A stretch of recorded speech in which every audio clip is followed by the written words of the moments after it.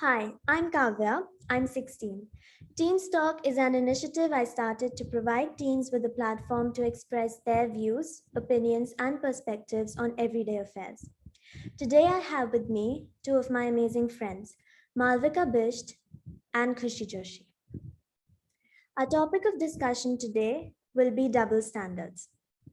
Starting with the very definition of double standards, a double standard is a principle or a policy that is applied in a different manner to similar things without any proper justification. To put it simply, a double standard occurs when two or more things, individuals, or groups are treated differently without any valid reason. For example, a double standard can involve treating two similar employees differently after they do the same thing by punishing one and by rewarding the other. Another example of a double standard is a teacher who treats two similar students differently for no good reason, by grading one of them harshly and by rewarding the other, simply because they dislike that student.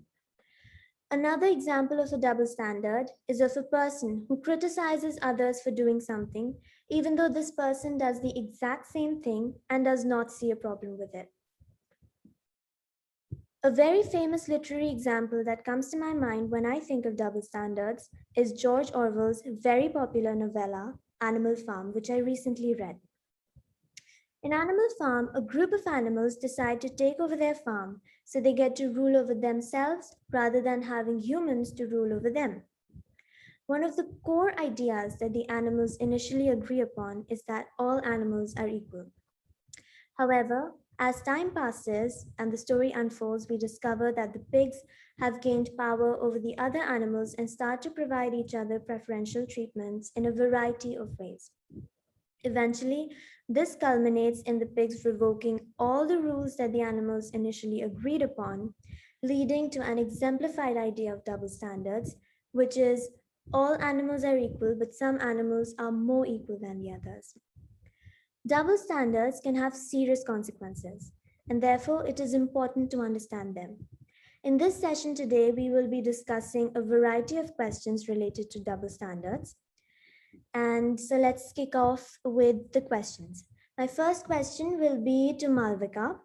Malvika, what according to you is the right way to identify double standards? Okay, hi Kavya, hi Khushi. So your question is how to identify the double standards. So first of all, gender double standards is obviously a minor set or a part of the double standards. So we can experience double standards in any field, whether it be gender or races, as you said. So our topic today is gender double standards. So if I talk about it, then it's salient in our society, especially Indian society. We experience gender double standards in almost our whole world at almost every place. But if I talk about India and Indian society, then India experiences the most gender double standard examples. And I don't know why, but maybe it's the ancient causes which has made it grow as we can see right now. So if I put it forward that what gender double standard is, then for example, there is a task which is described as masculine, that is only a man can do it. For example, we can take earning a livelihood, which is supposed to be a task of man. But if the woman tries to do that particular task, then she will obviously not get any benefit from it, and therefore she should not do that task. So this is a pretty basic example of gender double standards, which comes the first in our mind. So anytime you feel that you can do a particular task, but you are not getting the proper opportunity to do that task just because you don't belong to the gender that should be doing that task, basis of your gender, and that is where you experience your first gender double standard. For example, uh, a girl, she should not be into the boyish stuffs. She should not be hanging out with boys, and she should not be playing video games, or she should not be out late. She should not be out for late night parties, or again hanging out with boys. It's all just restricted for her just because she's a girl. But if we talk about boys, then he's a boy, he's a guy, it's nothing to worry about, and he can do whatever he wants. So this is pretty basically where we almost all the girls and boys encounter our first gender double standards. So there are many other examples where we can identify our gender double standards. And the most basic thing about this gender double standard is that it does not favor any particular gender. It does not favor females, it does not favor males. It happens in females, in males, and in other genders as well. For example, a girl should be cooking food for the family, but if a man does so, he should be paid. So this is where this gender double standard, we have the basic examples, and this is where it should be sorted out.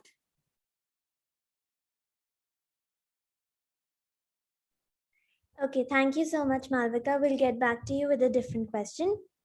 Now, my next question will be to Khushi. How do you respond to double standards? Hi Kavya, hi Malvika. Thanks for having me. Before answering a question, I just want to give a brief definition of what double standards is. So it is a policy that favors one group or person over another. For example, men getting paid more for the same work as women does.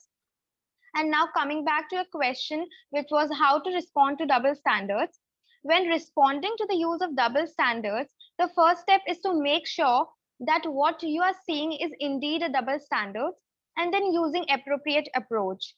Then the second step is often to ask the person who you believe is applying a double standards to explain their reasoning if you haven't already, and if doing so is reasonable in your circumstances.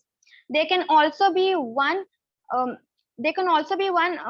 approach to double standard, which could be by asking the person who is applying the double standards that how would he or she would feel if someone else applied similar double standards towards them. So these were some of the ways by which we could respond to double standards. Thank you. Okay, so the next question will be to Malvika. Malvika, what do you think are some serious consequences double standards can have? Okay, so this is my favorite question because I guess I induced this question. So gender double standards, these can have very serious consequences. And the best example is again our Indian society.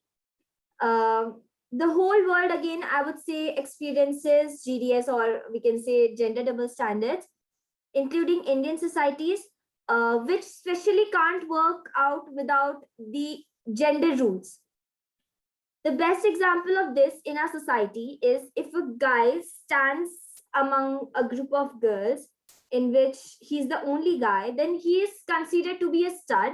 But if a girl is standing among a few guys, then she's called names. And that is for sure. But the question over here arises is that, is this particular discrimination good? Is this healthy? So obviously it is not, because to judge somebody on the basis of what their gender is absolutely wrong. Because their ability cannot be defined by what their gender is. Just because they have different physical appearance, what is gender? That they have different physical appearances. So just because they have different physical appearances does not mean that they are any different. We all are people. We all have two legs, two hands. a mouth, two eyes. We all are same. Just the physical appearance is a bit different. So we cannot basically judge somebody on the basis of what their gender is. Just because she's a girl, she can't do that thing. Just because he's a boy, he can do this thing and he can't do that thing. This is completely wrong. And this gender double standards, as Indian society experiences, has led to a depressed society, whereby girls and boys both are very upset about this. Especially, for example, a girl, she is upset that she is not getting that much freedom while his brother is getting, while a boy is upset because he can't express his emotions in public while a girl can. So as we can see, the youth is the most the youth is the most affected by this gender double standards. And if we want to stop it, then we can see anything that affects our society can be seen in the face of the youth. If it's affecting our youth, then it's affecting the whole Indian society, because the young people, they are the building blocks of the society, as we say. So yeah, so it has serious consequences, because gender double standards is again because we all think that God created us and he did not discriminate among us. So we are not God, we are not the Almighty, we are just normal people. We can't set up our own norms and then judge somebody on based on them. So it's completely wrong. Thank you. That was a lovely answer by you, Malvika. Thank you so much. My last question will be to Khushi. Khushi, how do you avoid applying double standards yourself? To stop applying double standards yourself, you should make sure that whenever you treat two peoples or two different things, you must have a proper justification that why are you doing so. And though this might sound very simple, that it can but it can often be a very difficult. It can often be very difficult to do so, especially in situations where you are applying the double standards towards only one thing at a time. For example, this can involve treating someone harshly for making a mistake simply because you don't like that person. So that is the example of the that's how to stop double standards. One of the examples of double standards. And as such, to avoid using double standards, whenever you find yourself speaking or acting, and especially you find like in a favor of a person, or in a harsh manner towards someone or something, you should ask yourself to justify the reason that why are you doing so, why are you treating a person differently. The reason might be because you just hate that person, you don't like that person, or some other reason that you can give to yourself. So there must be a proper justification that why are you doing a gender discrimination or gender double standards.